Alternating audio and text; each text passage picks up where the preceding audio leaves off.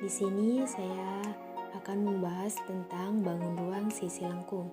Namun sebelumnya, perkenalkan, nama saya Uswatun Hasanah dari Program Studi Pendidikan Matematika Fakultas Keguruan dan Ilmu Pendidikan Universitas Madura. Video ini dibuat untuk menyelesaikan tugas UAS dalam mata kuliah Kajian dan Pengembangan Matematika 1 dengan dosen pengampu Ibu Rahmah Indahwati SPD MPD. Langsung saja saya akan membahas bangun ruang sisi lengkung yang pertama, yaitu tabung. Tabung merupakan prisma tegak yang tutup dan alasnya berbentuk lingkaran. Perhatikan gambar tabung tersebut. Oke, kita lanjut pada jaring-jaring tabung. Tabung hanya memiliki 3 sisi, yaitu alas yang berbentuk lingkaran serta sebuah selimut. Dengan demikian, jaring-jaringnya dapat digambarkan sebagai berikut. Perhatikan ya gambar jaring-jaring tabung tersebut. Posisi lingkaran pada jaring-jaring selalu dibatasi oleh persegi panjang dan menempel pada sisi panjangnya. Luas permukaan dan volume tabung. Sebelum membahas rumus tabung, perhatikan jaring-jaring tabung. Luas permukaan tabung ditentukan dari luas kedua lingkaran dan persegi panjang. Fokus pada gambar ini ya, garis hitam berpanah pada gambar tersebut menunjukkan bahwa panjang dari selimut tabung sama dengan keliling lingkaran. Dengan demikian, luas permukaan tabung dapat dirumuskan L sama dengan 2 kali LA ditambah KA kali T sama dengan 2 kali PR kuadrat ditambah 2 PR kali T sama dengan 2 kali P kali R kuadrat ditambah 2 kali P kali R kali T sama dengan 2 kali P kali R kali buka kurung R ditambah T. Selanjutnya, volume tabung. Tabung merupakan prisma tegak yang tutup dan alasnya berbentuk lingkaran.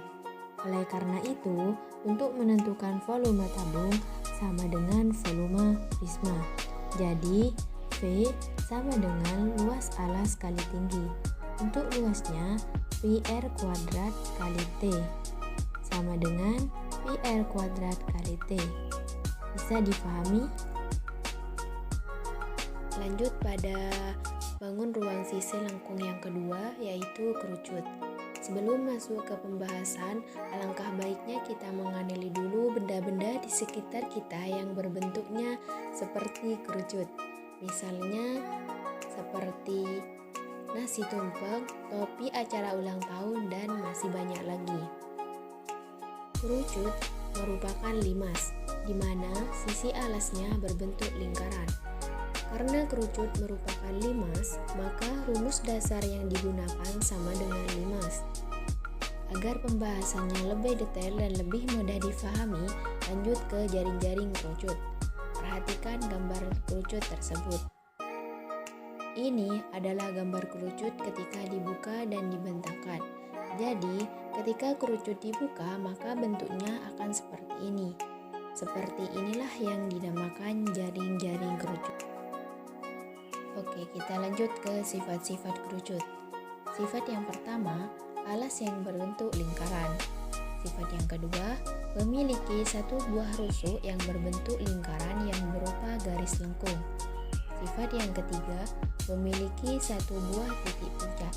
Dan sifat yang keempat, memiliki 2 buah bidang sisi, yaitu sisi tegak dan sisi alas.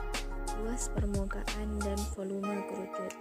Luas permukaan kerucut rumusnya luas alas ditambah luas sisi tegak.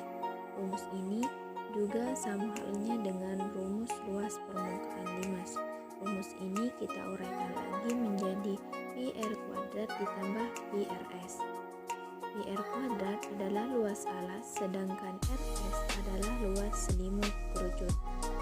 Untuk menentukan volume kerucut, yaitu volume sama dengan 1/3 dikali luas alas dikali tinggi. Rumus ini sama halnya dengan rumus volume limas. Karena alas kerucut berbentuk lingkaran, sehingga rumusnya menjadi 1/3 dikali pi r kuadrat dikali T. Pi r kuadrat ini adalah rumus luas lingkaran. Bangun ruang sisi lengkung yang ketiga yaitu bola. Bola merupakan salah satu bangun ruang sisi lengkung yang tersusun dari banyaknya tak terhingga lingkaran yang berpusat di satu titik, yaitu titik pusat bola. Bangun ruang bola ini sering kita jumpai dalam kehidupan sehari-hari. Contohnya seperti bola, kelereng, globe, dan masih banyak contoh lainnya. Sebuah bola memiliki ciri-ciri. Yang pertama, bola hanya memiliki satu buah sisi, yaitu sisi lengkung yang tertutup. Coba perhatikan pada gambar bola. Inilah yang disebut dengan sisi lengkung. Bola tidak mempunyai titik sudut. Pada permukaan bola tidak terdapat titik sudut maupun sudut. Bola hanya memiliki satu titik pusat. Perhatikan, inilah yang disebut dengan titik pusat bola. Bola selain memiliki ciri-ciri juga terdapat unsur-unsur. Yang pertama, bola tidak memiliki rusuk. Rusuk adalah pertemuan dua sisi yang berupa ruas garis. Karena bola ini hanya memiliki satu buah sisi yang disebut sisi lengkung, jadi bola tidak memiliki rusuk. Yang kedua, bola tidak memiliki sudut karena terdiri atas lingkaran yang tidak terhingga. Yang ketiga, bola hanya memiliki satu sisi dan satu titik pusat. Bola memiliki suatu diameter yang sama dengan 2 kali panjang jari-jari. Yang terakhir, bola memiliki satu sisi lengkung yang tertutup. Lanjut ke luas permukaan dan volume bola. Luas permukaan bola dapat dihitung dengan cara mengalihkan luas lingkaran sebanyak 4 kali, atau luas permukaan bola sama dengan 4 kali luas lingkaran. Luas lingkaran itu rumusnya pi kali r kuadrat, sehingga luas rumus permukaan bola sama dengan 4 kali pi kali r kuadrat. Rumus volume bola. Rumus volume bola sama dengan 4/3 kali P kali R pangkat 3. Nilai P 22/7 atau 3,14. P 22/7 digunakan ketika jari-jarinya merupakan kelipatan 7 dan 3,14 digunakan ketika jari-jarinya bukan merupakan kelipatan 7. Miskonsepsi pada bangun ruang sisi lengkung. Miskonsepsi adalah kesalahan konsep seseorang di mana seorang tersebut bersikukuh pada konsep yang dimilikinya, sehingga orang tersebut menolak ketika dikenalkan dengan konsep yang baru. Pada bangun ruang sisi lengkung, tabung, kerucut, dan bola, siswa mengalami miskonsepsi dengan kategori miskonsepsi positif, miskonsepsi negatif, dan miskonsepsi itu sendiri. Miskonsepsi positif adalah siswa memiliki pemahaman yang tercampur di mana alasan yang diberikan tidak jelas dan menunjukkan ketidaklogisan informasi.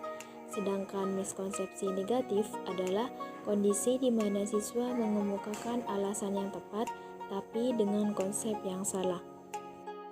Pada materi bangun ruang sisi lengkung, kesulitan umum yang sering dialami siswa, mereka itu belum mampu mengerjakan soal-soal.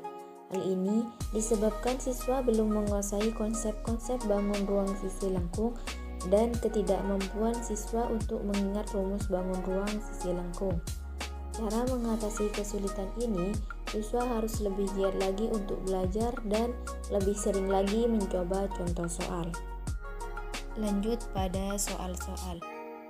Soal yang pertama, ada seorang perajin kayu ingin membuat meja dari batang pohon yang berbentuk tabung dengan panjang diameter 28 cm dan tinggi 50 cm. Berapakah luas permukaan dari batang kayu tersebut? Untuk penyelesaiannya, kita terlebih dahulu memperhatikan soal ini. Apa saja yang diketahui dan apa saja yang ditanyakan. Karena pada soal diketahui diameter sama dengan 28 cm, jadi untuk mencari jari-jarinya, kita kalikan diameter dengan setengah, sehingga mendapatkan menggunakan 14 cm dan tingginya 50 cm. Masukkan saja langsung ke luas permukaan tabung. Luas permukaan tabung 2 pi R buka kurung R plus T sama dengan 2 kali 22/7 kali 14 buka kurung 14 plus 50 sama dengan 88 cm dikali 64 cm sama dengan 5632 cm kuadrat. Jadi luas permukaan batang kayu tersebut adalah 5632 cm kuadrat. Soal yang kedua, ada sebuah kaleng susu berbentuk tabung dengan panjang jari-jari alas 6 cm dan tingginya 20 cm. Kaleng tersebut berisi penuh dengan susu. Tentukan volume susu dalam kaleng tersebut dengan menggunakan P3,14. Penyelesaiannya, kita tentukan terlebih dahulu apa saja yang diketahui dan apa saja yang ditanyakan. Yang diketahui di sini jari-jarinya 6 cm dan tingginya 20 cm. Kita tinggal masukkan saja ke rumus volume tabung. Rumus volume tabung sama dengan pi R kuadrat dikali T sama dengan 3,14 dikali 6 kuadrat dikali 20 sama dengan 2.260,8 cm pangkat 3. Jadi volume susu dalam kaleng tersebut adalah 2.260,8 cm pangkat 3. Yang ketiga, pada sebuah kerucut memiliki sisi alas dengan jari-jari 14 cm. Jika panjang garis pelukisnya 20 cm, berapakah luas permukaan pada kerucut tersebut? Untuk penyelesaiannya, kita tentukan terlebih dahulu apa saja yang diketahui dan apa saja yang ditanyakan. Yang diketahui di sini adalah jari-jarinya 14 cm dan garis pelukisnya 20 cm. Karena yang ditanyakan luas permukaan pada kerucut, kita tinggal masukkan saja ke rumus luas permukaan kerucut. Luas permukaan kerucut L sama dengan pi kali R buka kurung R plus S. Pi-nya kita menggunakan 22/7. 22/7 kali 14 buka kurung 14 plus 20 sama dengan 44 kali 34 sama dengan 1496 cm kuadrat. Jadi luas permukaan pada kerucut tersebut adalah 1496 cm kuadrat. Soal yang keempat, diketahui jari-jari sisi alas kerucut 7 cm dan tingginya 6 cm. Berapakah volume kerucut tersebut? Untuk penyelesaiannya, kita tentukan terlebih dahulu apa saja yang diketahui dan apa yang ditanyakan. Yang diketahui di sini adalah jari-jarinya 7 cm dan tingginya 6 cm. Karena yang ditanyakan volume kerucut, kita tinggal masukkan saja ke volume kerucut.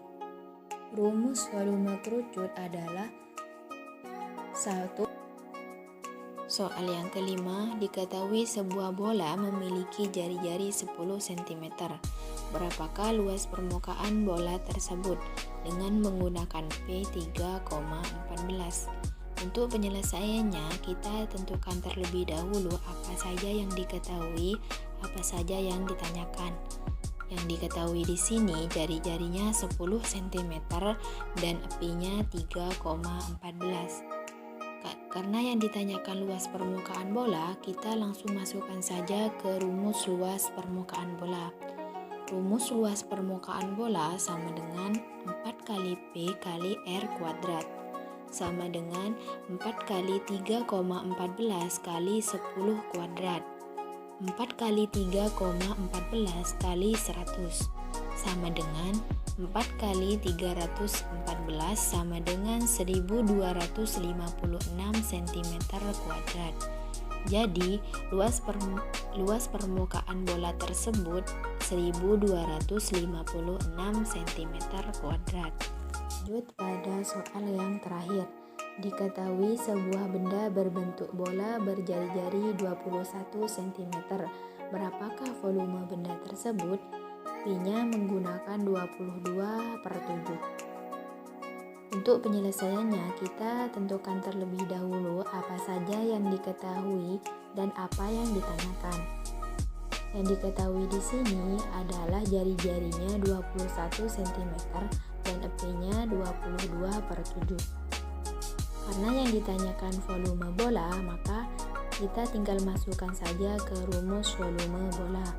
Rumus volume bola sama dengan 4/3 kali P kali R pangkat 3 sama dengan 4/3 kali 22/7 kali 21 pangkat 3 sama dengan 4/3 kali 22/7 kali 9261 sama dengan 4/3 kali 29.106. 4/3 kali 29.106 sama dengan 38.808 cm pangkat 3. Jadi volume bola tersebut 38.808 cm pangkat 3. Sekian dari saya, semoga apa yang saya sampaikan menjadi ilmu yang bermanfaat. Wassalamualaikum warahmatullahi wabarakatuh.